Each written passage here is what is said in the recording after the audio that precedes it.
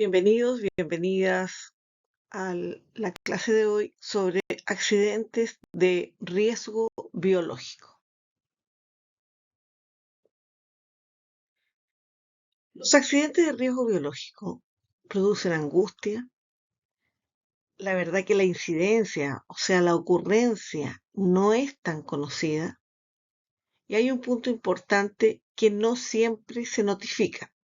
Por lo tanto, no sabemos efectivamente cuántas personas tienen este tipo de accidente. El grupo etario más afectado es el que tiene entre 35 y 44 años y se da más frecuentemente en mujeres que en hombres. Si nosotros analizamos por profesión, nos vamos a dar cuenta que las enfermeras son quienes más se accidentan y el personal de aseo y alumnos de enfermería son los que menos se accidentan. Tenemos que tener claro algunos conceptos. Por ejemplo, ¿cuáles son los fluidos corporales de alto riesgo biológico? O sea, los que nos van a poder transmitir una enfermedad en forma efectiva. Y estos son todos los fluidos que provengan de una cavidad estéril o cualquier fluido que tenga sangre visible. Cuando nosotros hablamos de las precauciones universales con sangres y fluidos corporales, son todas las medidas que están destinadas a minimizar el riesgo de la transmisión de infecciones entre el personal y los pacientes.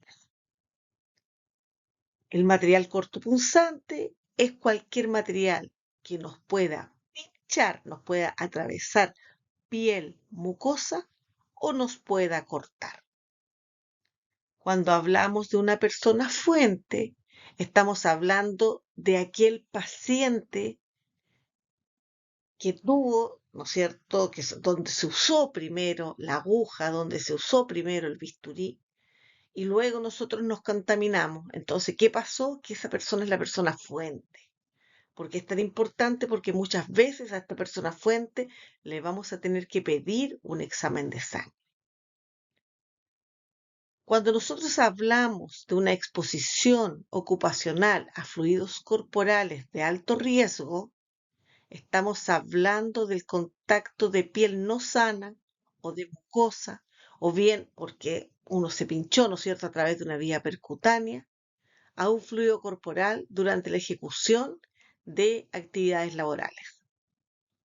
El lumen es la cavidad que existe dentro de una aguja. Los anticuerpos son las proteínas producidas por el sistema inmunológico y la inmunidad adquirida es la generación de anticuerpos después de la exposición al antígeno. ¿Cómo nosotros podemos tener una exposición laboral a sangre o fluidos corporales de riesgo que puede dar a través de, por ejemplo, percutáneo? Percutáneo es cuando nosotros atravesamos la piel con un pinchazo. Mucosas es cuando la sangre, por ejemplo, cae a nuestros ojos. Y la piel no intacta se da cuando tenemos dermatitis, por ejemplo, y estamos en contacto con sangre o con algún otro fluido corporal que venga de una cavidad estéril y ésta penetra. ¿Qué conductas no son adecuadas? Por ejemplo, recapsular agujas después de que se usó para tomar un examen de sangre. Eso no se debe hacer. Los cambios de aguja también son una problemática.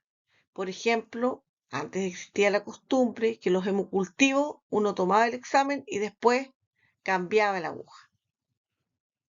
Cuando nosotros tenemos un procedimiento con pacientes intranquilos, tenemos un gran riesgo de que alguien del equipo de salud sufra un pinchazo. Por lo tanto, tenemos que tener un protocolo claro para poder tratarlo. Cuando no usamos los elementos de protección personal indicados o cuando usamos mal los elementos de protección. Y cualquier mala práctica laboral nos lleva a tener un riesgo de sufrir algún accidente de riesgo biológico. ¿Cuáles son las exposiciones con alto riesgo? Son todas aquellas heridas cortantes o punzantes provocadas por un artículo contaminado con fluidos corporales que causa sangramiento. También es una exposición de alto riesgo la exposición de mucosas o heridas en piel o sangres o fluidos corporales. Las exposiciones de bajo riesgo son aquellas heridas muy superficiales que no causan sangramiento o heridas con instrumentos que no está contaminado con sangre o fluido corporal con riesgo, por ejemplo, si estamos preparando medicamentos. Exposiciones de piel intacta o sana con sangre o fluidos corporales de cualquier tipo también va a ser una exposición de bajo riesgo. Luego de una exposición accidental con un paciente que esté infectado, el riesgo de infección de un trabajador va a depender básicamente de qué agente está involucrado. Si es hepatitis B, si es hepatitis C, si es VIH. ¿Cuál es la condición inmunológica del trabajador? Si efectivamente tiene la vacuna contra la hepatitis B, por ejemplo. Y la disponibilidad y uso de profilaxis adecuada luego de la exposición. Como por ejemplo, si una exposición con una persona infectada por VIH, va a haber una profilaxis adecuada. No así la hepatitis C, que no tiene vacuna y tampoco tiene profilaxis.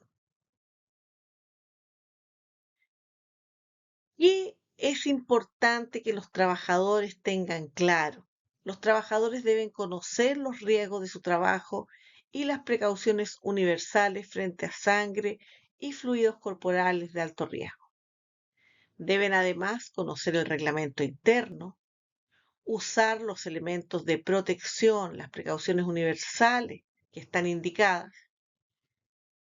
Ante un accidente debe comunicar a su jefe directo y al comité paritario la ocurrencia de un accidente. Debe cumplir con las indicaciones médicas. No debe realizar prácticas de riesgo, como por ejemplo recapsular agujas después de su uso. Debe preparar con anterioridad los procedimientos que involucren el uso y eliminación de elementos cortopunzantes y debe desechar inmediatamente después de uso estos elementos. Es importante que haya cajas destinadas especialmente a desechar el material cortopunzante y estas cajas deben estar cercanas al área donde se realicen los procedimientos que requieren desechar estos cortopunzantes. Deben estar contenidas, ¿no es cierto? Deben estar sujetas por soportes de acrílico o de metal que sean resistentes y que permitan que estas cajas no se caigan.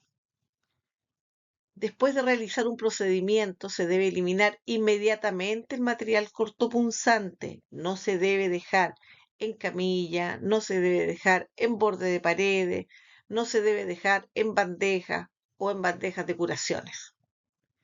Se tiene que desechar cuando esté ocupado 3/4 de su capacidad. Esto es muy importante. Cualquier contenedor que tenga material cortopunzante no se debe esperar a que esté lleno. Se debe eliminar con cierta periodicidad. El personal encargado del retiro debe estar capacitado para su manejo. Muchas gracias.